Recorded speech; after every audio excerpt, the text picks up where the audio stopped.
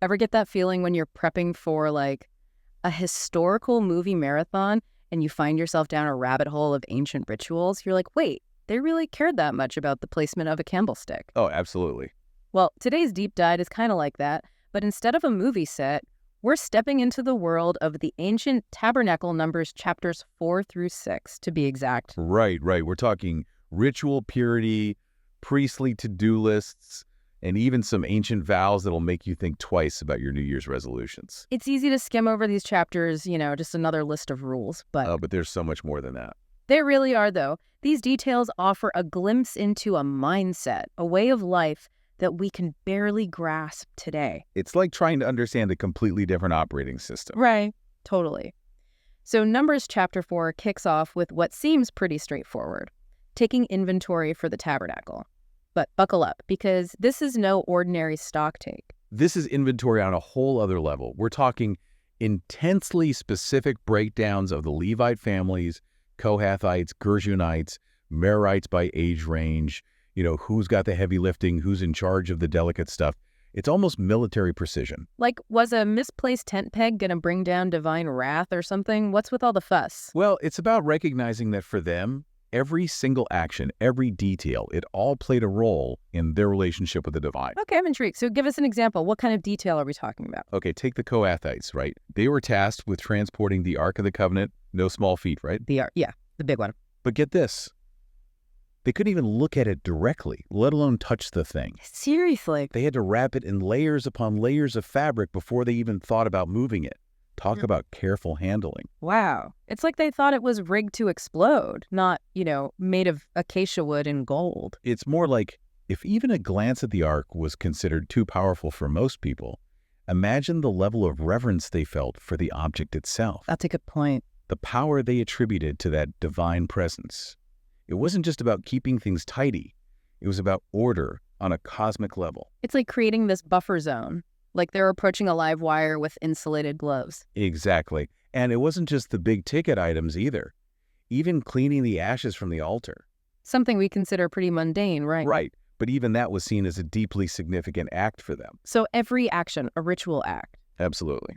But then Numbers chapter 5, things take a bit of a turn, wouldn't you say? Yeah, things get a little more personal. Exactly. We go from logistics to, matters of the heart, let's call it. Purity, but not in the hand-washing sense. Right. This is about relationships, accusations, consequences of works. And this is where it gets really interesting for me, because they're not just talking about physical cleanliness. It's this whole concept of spiritual wholeness, right? Absolutely. And, things we might not even think twice about today could throw off that balance for them. Like what? Give me an example. Childbirth, for instance. Wait, giving birth made you ritually impure? It meant a temporary period of separation. You couldn't just jump back into communal prayers or enter certain parts of the tabernacle. So you're benched from religious life for a bit. You could say that. It's fascinating, isn't it, how differently they viewed the body and its relationship to the sacred. It really makes you think. And speaking of things that make you think, this section also covers that infamous test for adultery, a ritual that definitely raises some eyebrows today. Oh, yeah, that one.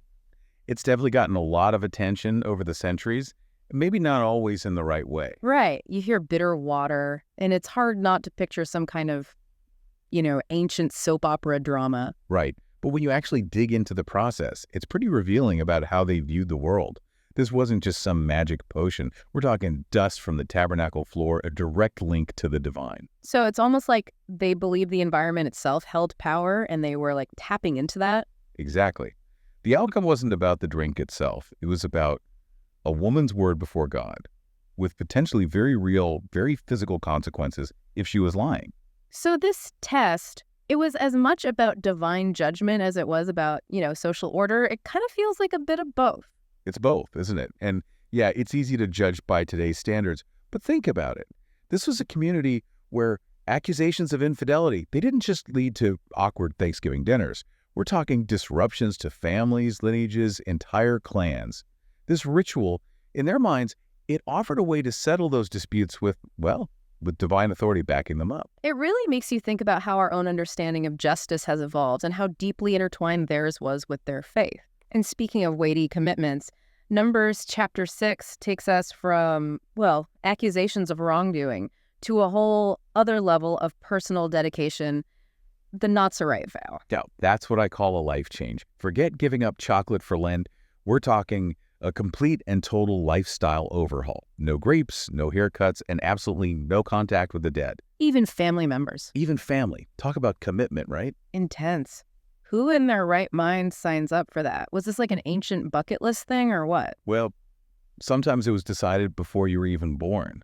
Parents could dedicate their kids to be Nazarites from birth. Oh, wow. Okay, talk about pressure. Were there other reasons someone would make that vow? Sure. Some folks took the vow for a set time. Maybe they were looking for divine favor for a business deal, a good harvest, maybe even thanking their lucky stars for surviving a plague. Yeah. Really ran the gamut. Wow. It's interesting, though. Some scholars believe that the hair-burning ritual at the end of the vow, it wasn't just symbolic. Really? There's a theory that it was tied to these ancient beliefs about hair holding spiritual power. Yeah. So burning it was a way to, safely release that energy back to the divine. That's a really interesting take. It adds a whole other layer to it, doesn't it? It's not just about the physical act. It's almost like they're cutting ties with this period of, well, heightened holiness. And, when you think about it, it's not that different from how we view certain commitments today. Think about athletes who dedicate their lives to their sport, or artists who pour everything into their craft. Right. That total surrender to something you believe in, something bigger than yourself. Exactly. And often those sacrifices, those commitments, they take on this kind of sacred weight, don't they? Absolutely. It becomes part of your identity. And then just when you're starting to wrap your head around this intensity of the Nazarite vow, we get something like a palate cleanser Aaron's blessing in Numbers chapter 6. It's this incredibly beautiful, poetic message of peace and protection that, honestly, it just feels relevant even thousands of years later. It really is. It's like this deep exhale after a really long journey. Right. But it's more than just a nice sentiment. These words have echoed through history. What do you think is so powerful about them that they still resonate with people today? It's like they bottled up those universal longings, to be safe, to be loved, to find some peace in the chaos. And they managed to do it in these really beautiful, poetic lines. It's like they were way ahead of their time with those inspirational, quote, posters. Right. And the thing is, this blessing, it comes right after all that heavy stuff about ritual purity and those intense personal sacrifices. It's like a reminder that even with all the rules and regulations, they still had this overarching message of, well, grace and hope. Exactly. It's a nice reminder that maybe even ancient Israelites needed a pep talk every now and then. But it really brings home how these chapters, they're not just about individual rules or rituals. It's like they're weaving together all these different aspects of their lives, the practical, the spiritual, the stuff that keeps you up at night, It's a whole tapestry of belief, isn't it? Yeah. And it kind of makes you wonder, if we were creating our own tapestry of belief today, what would that even look like? Ooh, that's a good one. Okay, listeners, get ready for a deep dive challenge.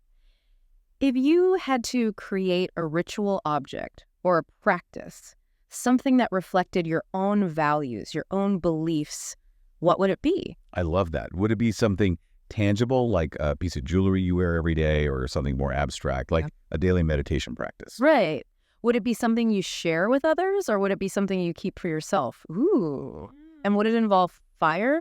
Please say it involves fire. Maybe not fire, but I'm sure our listeners can come up with some really creative stuff. I have no doubt. But seriously, taking a minute to think about how we ritualize our own values, even in little ways, it's a pretty powerful exercise. It really is. And it kind of connects us back to that deeper need for, meaning making that we've been talking about this whole time.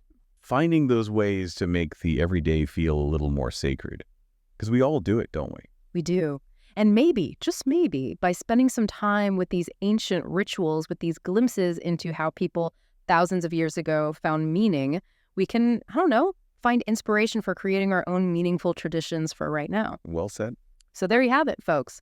Turns out those chapters and Numbers, they're anything but dusty old lists, right? Not even close. They offer this amazing glimpse into a world that was, maybe a little obsessed with purity, deeply, deeply committed to tradition, and wow, were they connected to the divine. It makes you realize we're not all that different, though, does it? Not at all. We're all still searching for meaning, still trying to make sense of this wild ride. Still trying to find our place in it all. And on that note, we'll leave you to ponder your own deep dive challenge. Until next time. Happy diving. Welcome to Charlie and Mia's podcast. We're embarking on an exciting journey to read through the entire Bible in just 1 year. Every day, we dive into Scripture, exploring its meanings and how it applies to our lives today. We invite you to join us on this incredible adventure of learning and discovery. Don't forget to subscribe to our channel so you never miss an episode.